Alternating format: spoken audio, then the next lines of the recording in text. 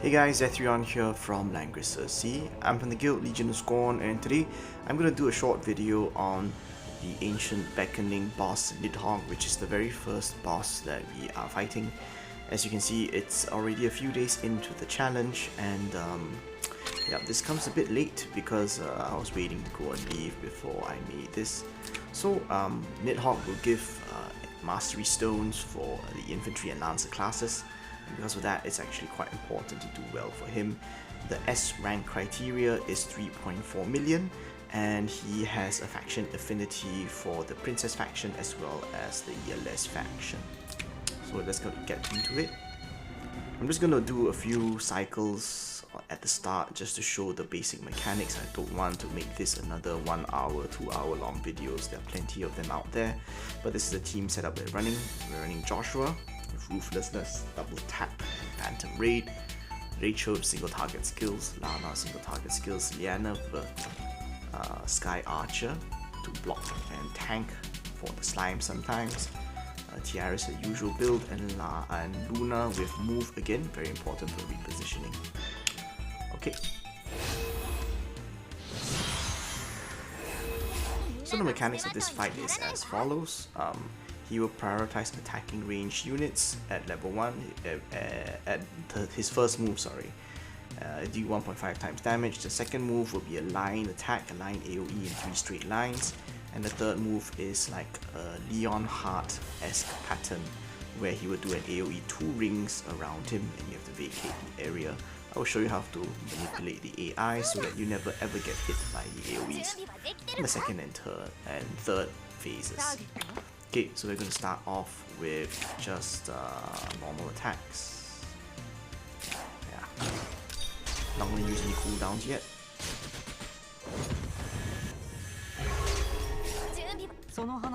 Just hit.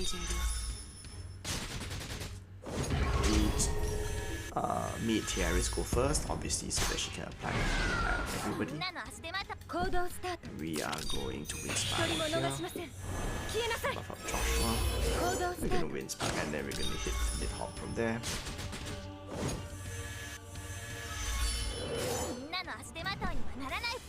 I'm just going to hit Nidhogg with Liana for fun.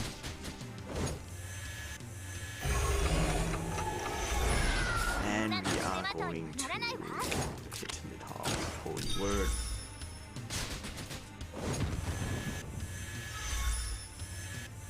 So there are 2 units in contact with him, Luna and Joshua, because Joshua is the range unit, albeit with Extreme Magic Bow. Nidhogg will prioritize hitting him instead. Second turn, you need to avoid having 2 units in the same 3-line phase, so this is how you do it. Joshua stays put.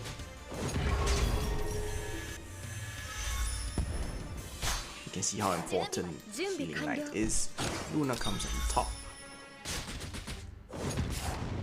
Stays put. Lana will free strike just so that we get enough damage in. Clock or dimensional, please. Yes, very good. Dimensional.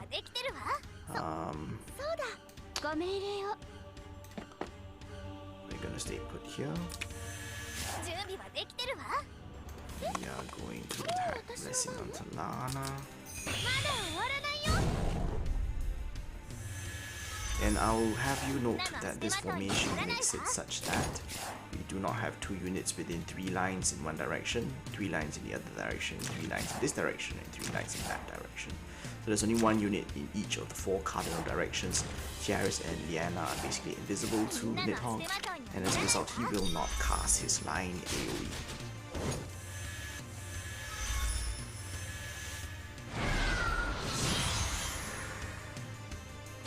He will preferentially hit Luna on his phase. So if you have enough damage to burst him down, this is the phase that you will want to burst him down in, so that you can do maximum damage. And I believe we do have the damage, so I'm just going to go for it. So this is the ideal, that you hit Nidhogg with 1 attack and you bring him down to 0. He gets stunned and he takes bonus damage while he's in this state. and we will take full advantage of this. We are going to hit him with Luna. Now that he's at 0 health, it's important to keep your formation tight together, so that you can try to avoid having one unit get surrounded. Because if, let's say, one unit's here, when you end this phase, Rachel, for example, can get surrounded by slimes on the next phase in all 4 directions, which is not a fun experience to have, especially for Rachel. So we're at 741,000 damage just on the very first phase.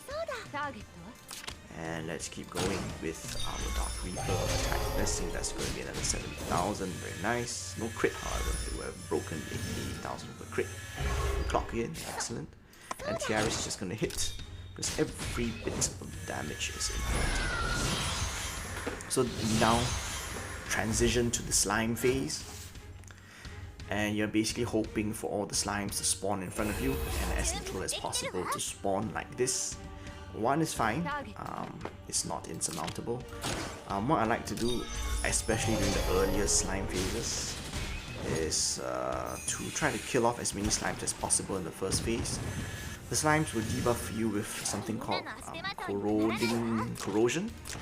corrosion, where it will make you take increased damage, so you can't really tank too many of those attacks. Joshua is nice because he can AoE the entire bunch, like this. Fix damage, and move, and then get out of the way.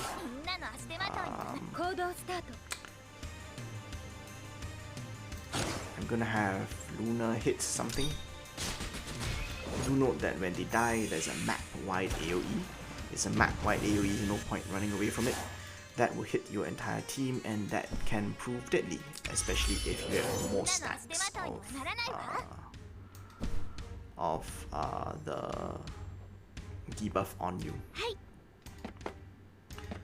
So I always attack Rachel last, because what she does is that she can heal up the entire team after attacking.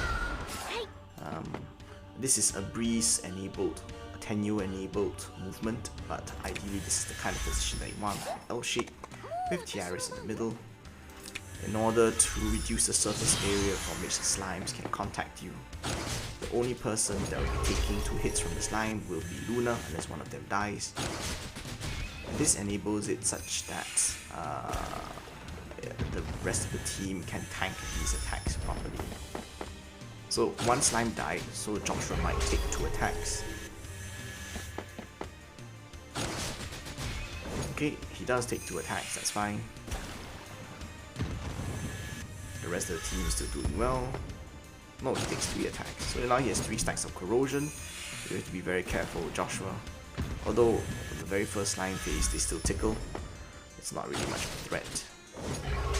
You can rotate people in and out of the L to tank the attacks, depending on how many stacks of corrosion they have, and depending on their health, of course. I like Luna tanking the most in the corner, the point of the L shape, because she can clear stacks easily. So you can see that, if you bring her up, you can see that she has 2 stacks, but she can clear stacks easily with her wind spiral, because that counts as 1 turn, and then she'll have cleared all the stacks by then. So we are going to wind spiral. Attack this one. Yep, that's fine. I'm gonna move the formation slightly up. We are going to hit the second slime. I'm sick of saying slime right now. So it's kind of like a damned if you do or damned if you don't kind of thing.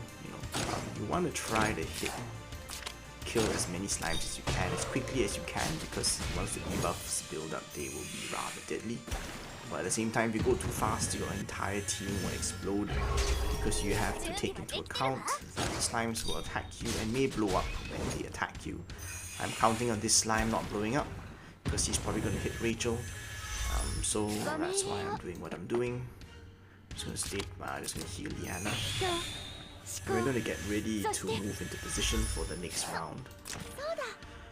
Okay, so this is about right. We should take 1 slime worth of damage, I think. 2, darn it. Well, they do so little damage that, again, it's not really that worrying. Just nice. Okay, so important point, before the boss comes up, you will want to reposition. The boss will spawn right in the middle of this very naughty pentagram over here. We're going to stand our Lana over here. We are going to hit the slime with Joshua. You want to attack on the last turn with Joshua before the boss spawns, just to proc his ruthlessness if you can. We stand here. This is fine.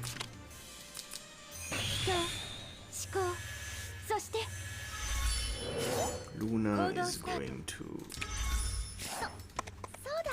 King's Crown somebody, and then we're gonna attack Blessing onto Lana to get ready for the boss to come. So I'm gonna use the exact same positions as I did the first turn, except that instead of being here, Joshua will be here. He will hit the boss. Nope. Let's start with Lana. Lana will hit the boss with the Frost Strike. Blah blah blah blah. Very nice damage. Very good. Nice crit. Love it. Joshua will hit the boss here.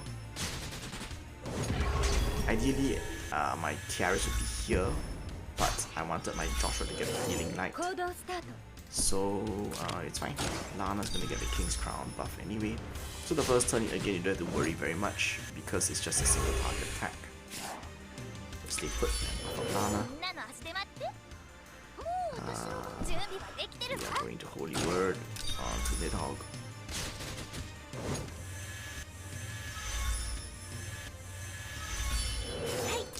And I think we should have enough time for the cooldown to reset before that. I'm just going to do a normal attack. I don't want to do too much damage. Tiara's just going to stay put and give them a healing light. The dragon will hit Joshua. And now that you're in this phase, he will apply, I think, the Plague Blood level 2. Let's see, yes. So Plague level 2, you see this Mistel-esque debuff. You have to be careful and move Joshua away from the rest of the team. Make sure that you try to be within 2 squares of Luna so that he can benefit from her talent. But this debuff around him like that will make him do fixed damage to everyone around him, including the boss. You can see it's a lot of fixed damage, but that would have been applied to your team if they were next to him. Okay, we're going to take the opportunity to King's Crown somebody. Hopefully Rachel. Yes, good. And then we're going to hit the boss again. So this is the 3-line AoE attack, and therefore the same formation as just now still applies. Is that too much damage? No, that isn't. Okay. You want to attack with Rachel to heal your team. I don't think this is too much damage, because I don't think Luna will do that much damage. Yeah.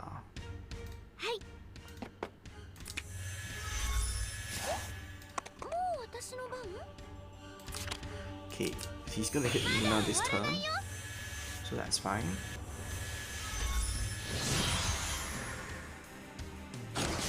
That's the darn it.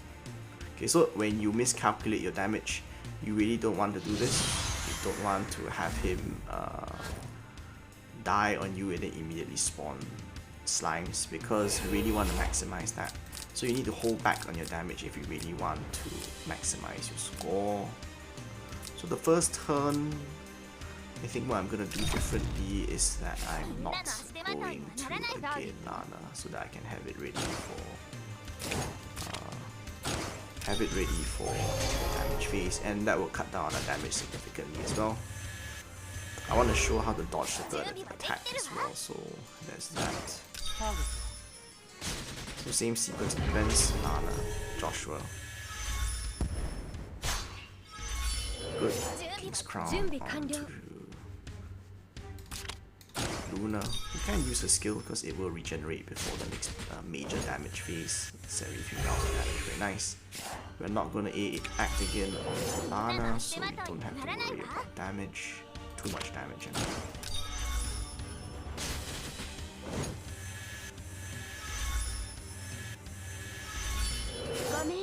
Stay put. And stay put. So we did 220,000 damage outright with the help of some cooldowns. So you have to be mindful of your own team's damage just to see whether you're gonna trigger the next phase a bit too fast, or whether you need to go faster. That all depends on your setup and equipment. There are finer points to this, such as equipment choice and all that. But since this is a competitive mode, we reserve some things for ourselves. Okay, 193,000, good. Stay put. Not hit. Yeah, it's fine. 136,000 is comfortable. We're gonna hit with Rachel. I think we can Dark Reaper. We can Dark Reaper. Okay. That won't kill us. That won't kill him, even if he hits Luna. Chill here. And chill here. So again, only one unit each of the 4 cardinal directions in 3 lines, so he's gonna hit Luna. This is how you dodge the second AoE. How you dodge the third AoE or manipulate his AI is that this central ring and the ring beyond that is poison. Do not stand there or you will die. So you move Joshua exactly 3 steps up. Move Rachel, 1 ring, 2 ring, 1 step down. Lana stays put, just so that he will, so basically, otherwise users only use normal attack, there's more than 2 units, so actually Lana can stay there. We're gonna bait his attack with Luna and King's Crown her at the same time. We're going to get ready for a big turn next turn. Ouch. And we're gonna heal up Tiaris. The backwash will get Luna and Lana as well. Luna's going to get attacked. So this is the optimal setup where we have him exactly 1 attack away from death, which we are about to inflict. One attack down, he's dead. And this is basically what you want. Another way of positioning Joshua is that sometimes instead of moving him here, you might want to move him here instead. Then he can move in to the bottom square. It's fine, either one is fine. When the dragon is stunned, that's when you want to use your double tap cooldown and do damage to him. Luna's gonna come forward, hit Nidhogg while he's stunned. Okay. Rachel's gonna come forward. Holy word. For more damage. We're gonna AA act again on Lana. I keep confusing the sisters, I'm sorry. We're gonna hit Nidhogg with a Dark Reaper with Attack Blessing. And guess who's gonna take us over the edge? That would be Tiaris. She'll take us over the edge. Just shy of 1.7 million, which is half the damage that you need for S rank. So after this, it's more or less rinse and repeat. On hindsight, I probably would have wanted to move Joshua 1, 2, 3 like this, and then move him in here so that he can block off the slime spawn. Maybe I should demonstrate that. Okay, so let's redo that again so that we have a more favorable slime spawn. We will move him 1, 2, 3 out of 2 ring range. Move out here. Stay put. Don't do anything. Kill Nidhogg accidentally. Yeah, sorry about that. So That was a rather disastrous slime spawn, which is why I guess I better show the proper way of doing it, so I try to avoid a spawn like that. So he's gonna hit Luna again. This is AI manipulation. The results are fairly predictable. Okay, same sequence of events. Lana will kill Nidhogg. I will just say, of course, that this depends on you having the exact same team that I do, which is not taken for granted, but the same principles will apply. Okay, come forward, hit Nidhogg. Give King's Crown to Lana. Come forward, trip back to King. Be within 3 squares of Rachel. Lana will hit Nidhogg again.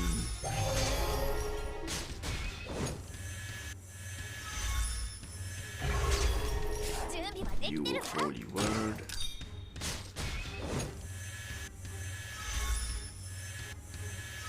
And Tiaris will get the final hit in. And now we have a nice tight compact formation and at 1.7 million damage exactly. So you want all the slimes to spawn here. Normally if there are 1 or 2 slimes at the back, they are actually quite easily dealt with. You just need to rotate your formation down and keep the L shape if you can, as I showed in the second slime phase, if I'm not mistaken.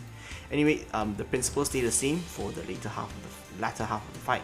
Just that your slime management needs to be better to try to make sure you don't kill too fast or kill too slow, and that everything becomes a lot tankier and it's a lot harder to hit them. But otherwise, the principles of dodging the boss attacks and all that still apply. Hope this video is helpful, useful, and entertaining as always. Is Zethryon, and I'm about to continue until I feel bored, so I'll check back with the last result from this run that I'm doing for fun. Be right back. So half an hour later, I got bored after I hit S rank and I decided to stop, but that approach is more than sufficient to get you to S rank. Yeah, all the best to everybody who is still trying to take down Nidhogg and to get to S rank. You only have 1 or 2 days left, so get to it. This is Zethryon signing off.